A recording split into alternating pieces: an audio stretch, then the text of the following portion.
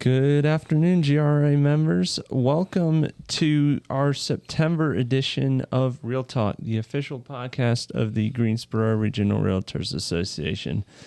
Not only joining me today are 2024 GRA President Marvet Artis and GRA CEO Mike Baer. Joining us today are special guest Miriam Baer, the Executive Director of the North Carolina Real Estate Commission, and we also have Ms. Janet Thoren, the legal counsel with the North Carolina Real Estate Commission. Welcome to both of you, Miriam and Janet, and of course, as always, welcome, Marvet and Mike. Thanks for having us. Just to start off, let's talk a little bit about regulatory responsibilities, Janet. I would say that at this point in time, the categories in which we receive the most complaints really haven't changed over the years. We get a lot of complaints about misrepresentations of material fact.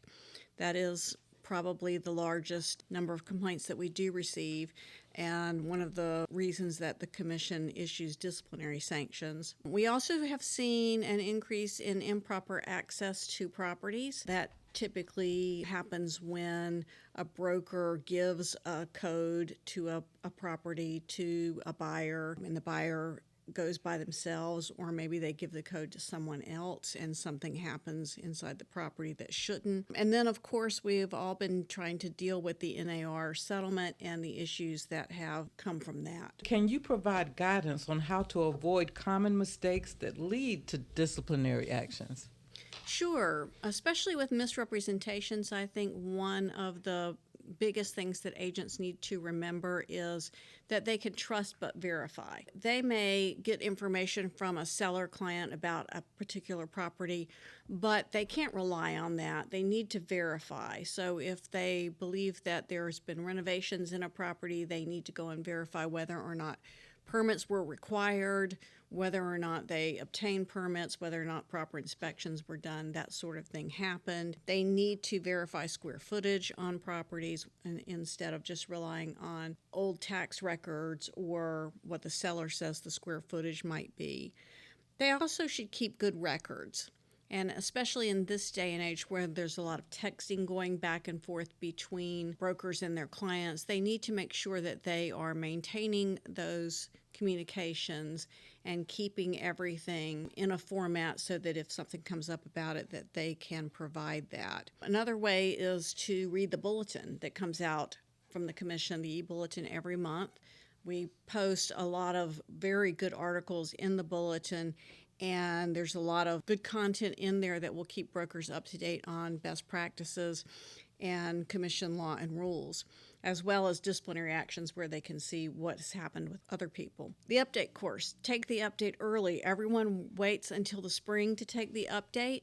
I don't know why. The reason the update course is there is because you need to know what's going on. And the earlier you know, the better off you are. So we're trying to put the word out, particularly this year, for people to take the update course early. And then, of course, keep up with changes in the industry by reading and paying attention to what's going on around you. Miriam, so let's talk about trends in real estate. What's impacting the market right now? I would say the NAR is the elephant in the room. It's impacting the market. People in the consumer side are talking about it, worrying about it, wondering about it. People who've had transactions looking for settlements and payouts, wondering if they're going to get money. On the other side, particularly people thinking about entering the field, I think, are talking about it and concerned about what impact it might have on the industry. Our own brokers, our licensees are in the middle of this time of change, time of practice change, and that is influencing everything. Apart from that, I think everyone is seeing inventory issues, and it depends where you live, how good or bad the inventory is. I think we've seen a general slowing of the market across the state, still good. I'm seeing a slowing of interest in people wanting to become licensed as brokers. Our numbers for the past many years have been rising. A few little blips during COVID when we had to stop briefly with schooling and that kind of thing, but overall a very upward trend until the last 12 to 18 months, and now we seem to be leveling out. I think that might mean eventually we're going to go on the downside and have fewer applicants, which means fewer brokers overall. But it takes a long time for that kind of change to impact the commission or probably any of our local boards of realtors, because once licensed, most people choose to keep their license. And so on the side of people who are in the business now, we're seeing most of them choosing to retain their license. We had about a 92 or 3% renewal rate this year. That's a percentage or so off from usual, but a percentage out of 115, 20,000 people is still not very much. How is the commission preparing for the impact of emerging technologies on the real estate industry in North Carolina? You know, you usually think of government as being kind of behind the times on tech, but we are trying to be up front and, as our chairman likes to say, on the bleeding edge. And so what that means is that we have a tech study group that is actively engaged. They are meeting quarterly and talking about tech issues that impact brokers. We have adopted quite a lot of tech in the office ourselves. For example, on our website, you'll see a chatbot that handles questions. We had a learning curve for that. We had to train our chatbot by providing the materials to it that we wanted it to draw from. Because I think, like many of your listeners, you may have experienced this thing where you ask AI to do something for you, and it produces what appears to be a wonderful result unless you compare it to reality. And then sometimes reality is completely different from the product that you get. We're also using Synthesia, which is a product that creates videos for us. So if you go on our website again, or you go to the update course this year that we've talked about, you will see a great deal of AI-generated video in our courses. We have used tech to help us create exam questions, to help us generate ideas for articles, to help write an article for the bulletin, for example. All of these things are possible. And then what we found is that human intervention is necessary after that to go back and make sure that it's accurate, make sure that it addresses what you want it to address, and that its sources are valid. So what advice would you give a new agent entering the market today? My first advice would be to choose your broker in charge wisely. I think that where you go first in your career is key. You need somebody who can be a good mentor, and that doesn't necessarily have to be the broker in charge, but if not the broker in charge, ideally a new agent goes to a place where they have structures in place to help somebody who's a newbie in the business just starting out. Very few brokers, I think, especially if you're talking about never licensed anywhere else, really know the business until they get their feet wet, and that means they need an experienced person to rely on to help them through. Definitely choosing the firm and the broker in charge and looking at the resources that they have for new agents. We would like for folks to consider their geographic competence and their subject area competence when they are starting out. You know, there are people who go into it knowing I want to be a property manager. There are people who go in knowing I want to sell residential. There are people who go in saying I want to do commercial. The first thought is to make sure that you are focused on what you want to do, not trying to be all things to all people. There are specialty areas in brokerage, and it's important to become an expert in your field. And also geography can matter. For all agents, we are seeing a rise in brokerage firms that want to cover our state from edge to edge, north to south, east to west. And there's nothing in the law that prevents that. But if you're going to do that, then you need to understand that different markets have different issues.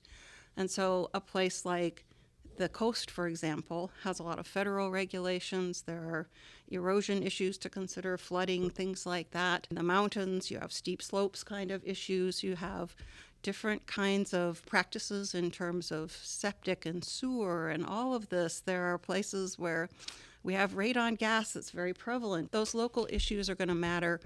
And especially for new brokers, they may not know anything about what those are. But for all brokers, I would say it's just an important consideration. And the last thing I would say about it is that getting started in brokerage, unless you're just really lucky, requires time.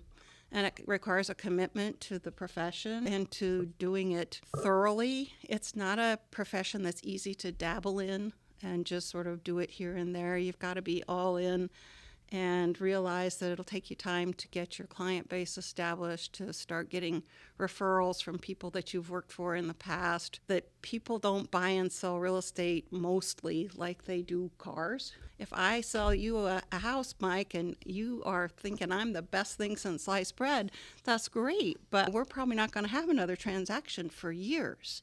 And so you've got to be thinking about where your next clients and customers are coming from. What are the most valuable continuing education courses or certifications that agents should pursue? I would say one of the most valuable courses that agents should be looking at is, of course, the update course, and that's why it's required, because we want to bring to the attention of brokers across the state some of the issues that the commission members feel like are the most important issues facing brokers at the time. Earlier is better. Take it early. Especially if you're a BIC, you should be taking that update course in the fall. As soon as it comes out, sign up and take the update course, because you need to be mentoring the brokers that are affiliated with your firm. And if you don't know what's going on, you can't really be directing them and helping them learn. So please take the update course early if you can. CE related to your field, as Miriam said, geographic competence and practice area competence are important. If you are a commercial broker, you should be taking as many commercial CE courses as you can to improve your skill and your professional level for your customers and clients. You might want to take other courses just because you have an interest in them, but you need to take the courses that will help you be competent in the area where you're practicing. And geographically too, as Miriam said, you have erosion issues in the mountains, you have flooding issues in the beach areas. You need to take courses that are related to those kinds of issues so that you know and understand and can explain better to your clients what's going on when they're looking at particular properties. Pick courses that you have an interest in or that have an interesting instructor, someone who's going to keep your attention. Just sitting there and listening and moving through a course is not the way to do it. You really want something that's engaging and that you're going to pay attention to and listen and learn. Even if you know a lot of what's being taught, if you take one thing away from every course, it's a win. Miriam, how does the commission ensure that continuing education requirements remain relevant to current industry challenges? So we have a vetting process for any kind of CE course, and we have people all over who want to write those courses. They have to send them in, and we review each course for accuracy, and we also make sure that it has content that helps equip brokers with the skills and education they need to do their jobs properly. Always with that, we're looking towards consumer protection. There are courses out there in the world that are super helpful for brokers. Mike mentioned marketing earlier. Marketing is great. It's important for brokers, but it is not part of the commission's mission. The commission's mission is to protect the public, so that consumer protection angle has to be in every course that we approve. Periodically, we go through our courses to make sure that they're still relevant. We did a whole-scale review just a couple years ago of every single course that was approved, because in general, once a course is approved, it can just be renewed and renewed and renewed. But periodically, we look at all of them and say, is this a course that even matters for people? Should we still be giving people credit for it? That's a thing that happens from time to time. We also audit courses periodically, so we'll send somebody to sign up for a CE class and just have them sit there. We try to sign up people who aren't famous. Janet or I think, are relatively well known, but if we have folks who can go in kind of under the radar and give an idea of how the course is being taught and if it's true to its syllabus. We also accumulate every year survey results, suggestions from brokers who have taken a course. One of the questions is always, what do you wish there was a course about that you can't find? So we're looking for topics all the time. Some of those topics wind up in our update course. Sometimes we make friendly suggestions to education providers. Hey, have you thought about a course on XYZ? So let's talk a little bit about the commission's role and process. Janet, can you explain how the commission's decision-making process works, particularly in disciplinary matters? The process is almost rigid in the way that we handle complaints. It's very structured. So a complaint comes into our office from a variety of different ways. We might receive one from a member of the public. We might get a referral from another agency. We get anonymous complaints as well. So we get complaints from different avenues. But the complaint comes in, and the first thing that happens is it gets triaged by an attorney. So an attorney looks at every complaint that comes in the door and makes a decision as to whether or not it's something we have jurisdiction over. First of all, whether or not we're talking about a licensee or an unlicensed person or firm, and then whether or not the complaint could be investigated by someone from within the office, in which case it's referred to a consumer protection officer, we call them CPOs, or whether it needs a field investigation or an audit, and then it goes to one of our auditors who goes out and actually interviews people and collects documents that way and maybe audits the trust account. And so once those decisions are made, the complaint is assigned to someone to handle, assuming that we do have jurisdiction and it is opened. It's assigned to someone to handle, and it goes through an investigation phase. Typically, our consumer protection officers finish their investigations within 120 days. There are some that are outside that window for various reasons. And our auditors take longer than that because they're going out in the field and traveling the state and interviewing people, collecting documents, that sort of thing. Once those cases are done, an attorney reviews the results again, and the case might be closed on a staff level. It might be referred to the 9-member board for consideration as to whether or not it should go to a hearing or it should be closed or closed with a warning on an official level. So the staff goes through a 2-step process. The attorneys review the case, and then we actually take it and meet with Miriam and talk with Miriam about the case, and she makes the recommendation to the commission for the staff. And then the commission decides ultimately whether or not a hearing is ordered. So hearings are never ordered without the commission members themselves making that decision. And at that point, the case is assigned to an attorney who tries to settle the case or resolve it in some way without a hearing. And if not, we go through the disciplinary process where we issue a formal notice of hearing. We set a hearing date. If we still can't negotiate a settlement, we have a full hearing in front of the 9 members. And then the commission makes a decision at that point, whether to dismiss the case, whether to reprimand, suspend, or revoke the licenses involved in the case. If the case involved an unlicensed person who is performing brokerage services without a license, again, it goes through the same process, goes to the commission who instructs the staff to seek an injunction if it's necessary. And at that point, we attempt to negotiate with the individual or firm to get a cease and desist in place, or we move along with the Attorney General's office to take that matter to civil court for an injunction. So that's the basics of how it works. Miriam, what initiatives is the commission currently working on to improve the real estate industry in North Carolina? Well, we talked about the tech study group, so that's one. Another big one that's going on right now is the broker in charge span of control study group.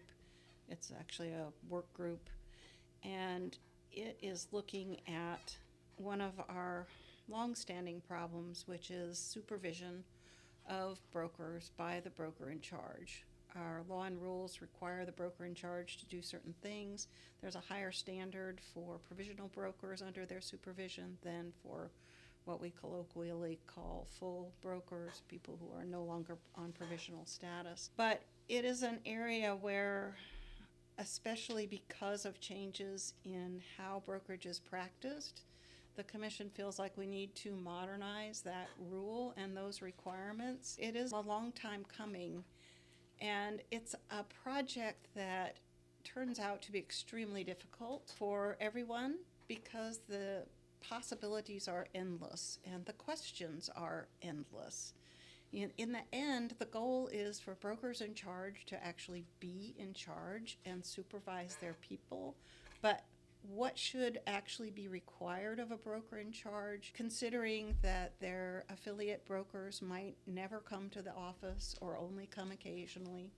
Knowing that it is entirely possible to supervise remotely, to have Zoom or whatever remote style meetings you particularly like in your office, but sussing out how much supervision is required technically the rules require the broker in charge to look at documents and to look at advertising. Let's take advertising just as an example. Back in the day, advertising was putting something in a newspaper or a magazine. It was easy enough to say to a broker in charge, hey, you need to look at that before it goes out for publication. Now, advertising is social media, and there are a million different platforms. And once it's let loose in the internet, then there are secondary providers who pick things up and run them. So I might have a listing and the property is long since sold, but somewhere out in the ether, it's still being advertised. Maybe the owner instructed the broker in charge, hey, take this down. We're taking the property off the market. Well, that's all well and good, but how is the broker in charge supposed to get out there to all of those different websites and make sure that the property isn't being advertised anymore? So once we get into the nitty-gritty of it, it's very challenging to say where should the edges be on this kind of requirement. But we've had a task force in place for a few months made up of staff and commission members. Those meetings have been open to the public, and we are winding down on the topics and hoping to bring to the commission before the end of the year, maybe as soon as October, a list of recommendations for change in the commission's broker in charge rule. That will be what seems like should be the end, but will actually be the beginning then of the next process, because it's a rule and it requires rule making.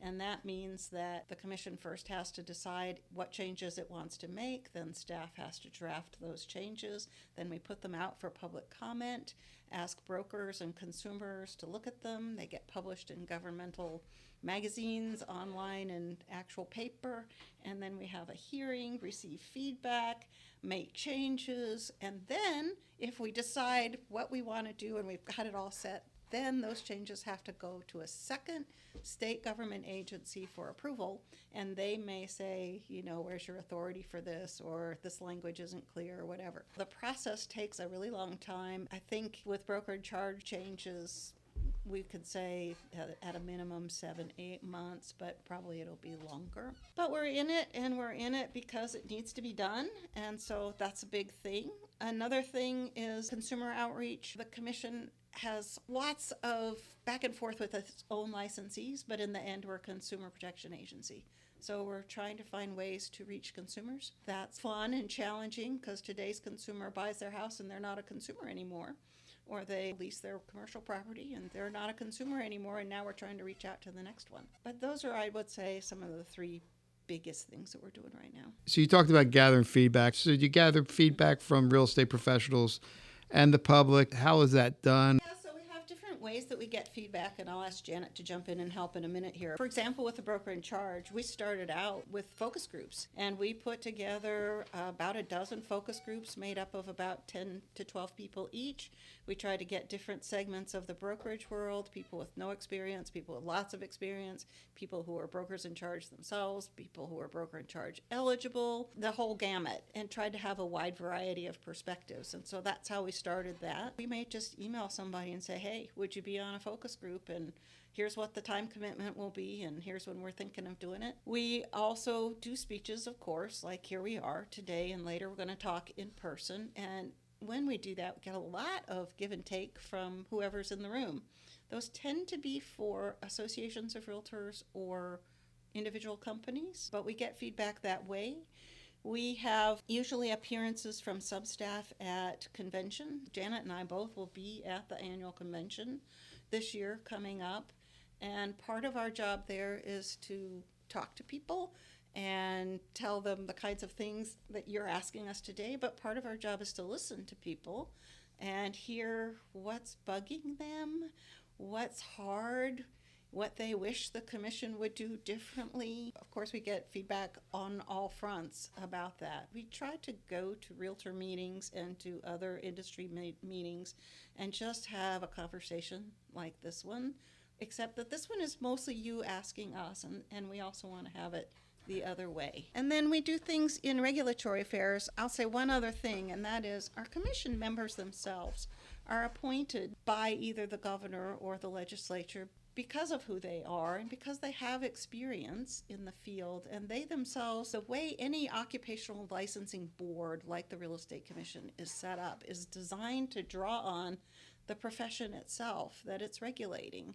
And so in some sense, we're a self-regulated profession in that the top of the food chain at the Real Estate Commission are 9 members, most of whom are licensed brokers who are in it and are appointed because they know about some aspect of brokerage or education or the industry that we're all in together. And so they too are a source of feedback from real estate professionals.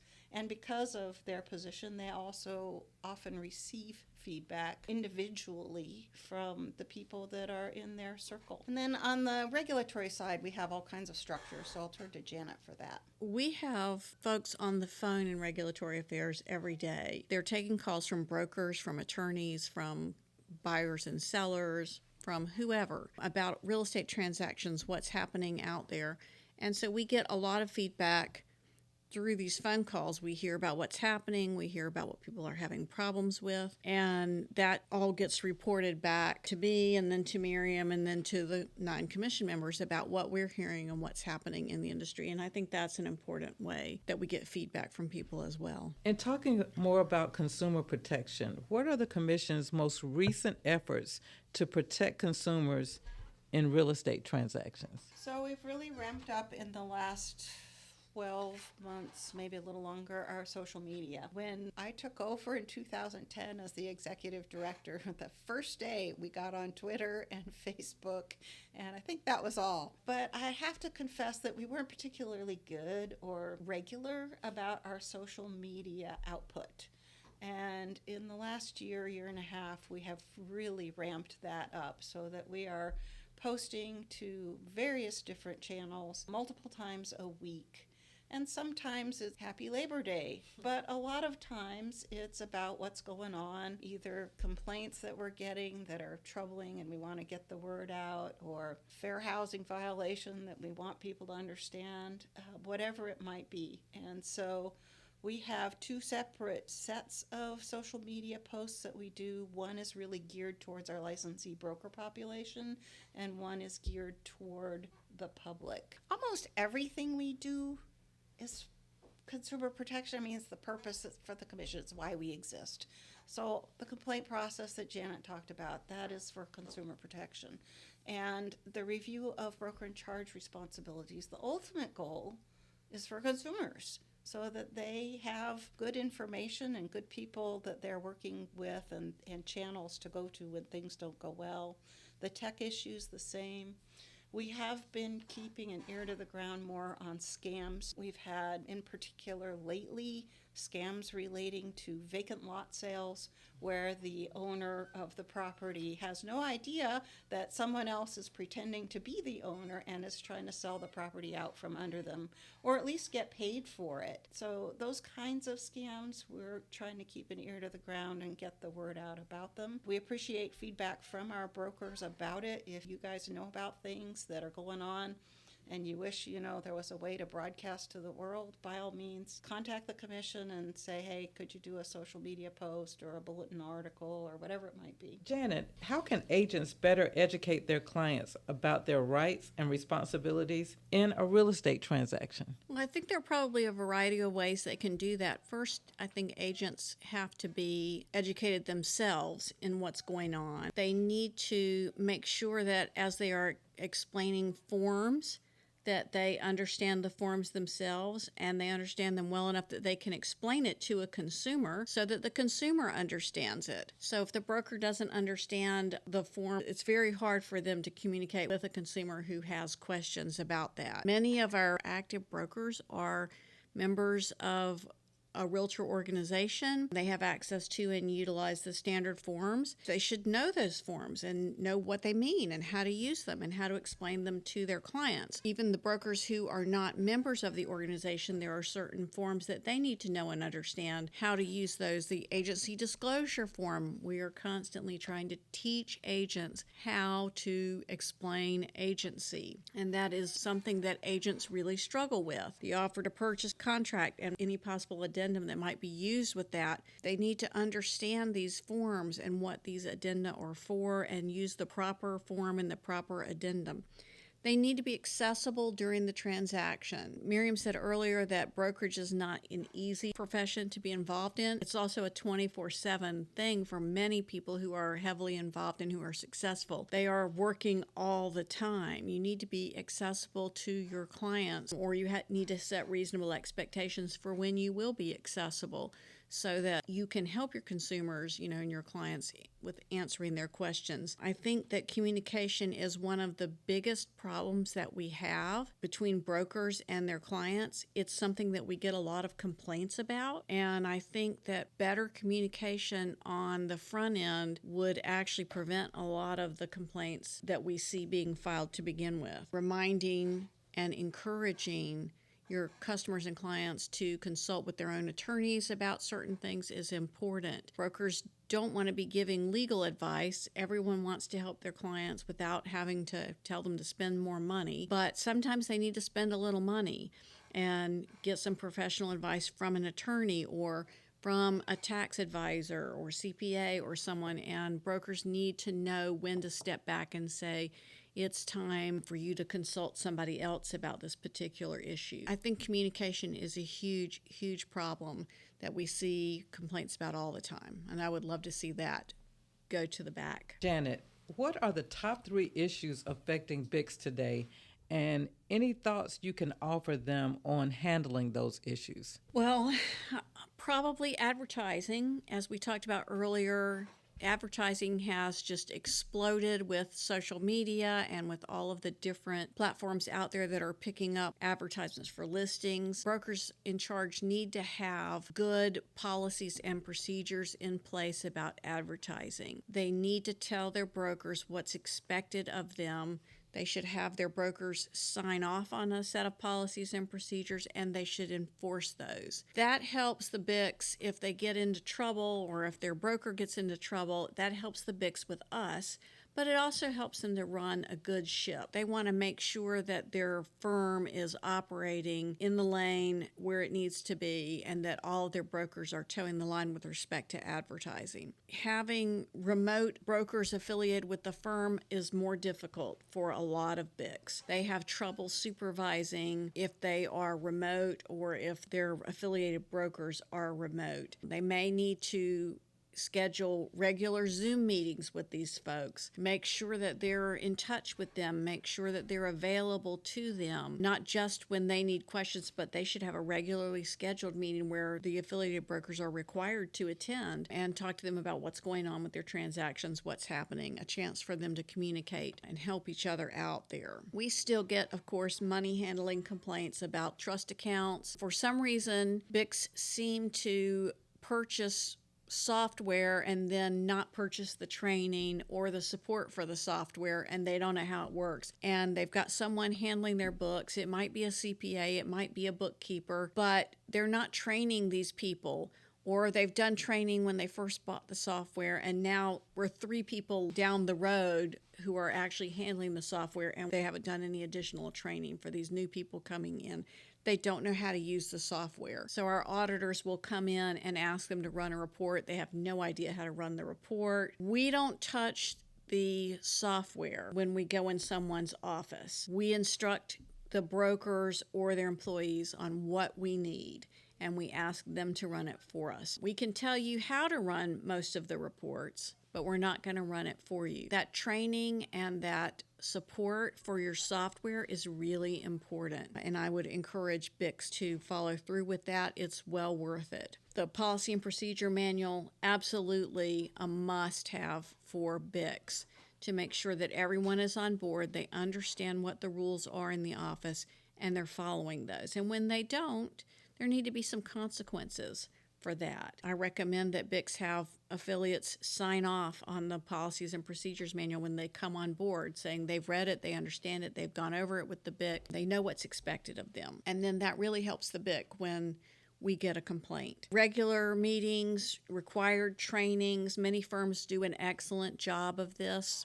Some firms don't do it at all. Those regular trainings, both in-person and Zoom trainings or online trainings, are important. I think if you do all those things and the BIC pays attention to that trust account, looks at the reconciliations every month, makes sure that everything's being handled properly in connection with the trust account. I think that would go a long way for the BICs. We just appreciate the opportunity to come and say hi to all your brokers, and this is a really nice format. Appreciate it. Well, we appreciate you being here. Thank you. Thank you for taking time out of your busy schedule. We know how busy you both are. We can only imagine just based on the responses we've received today. We appreciate y'all making the trip from Raleigh and Durham. It means a lot. Thank you, members, as always, for listening to today's edition of Real Talk. You can find it on our YouTube channel, and we will be sharing it across our social media channels. Thank you, everyone. Have a great day.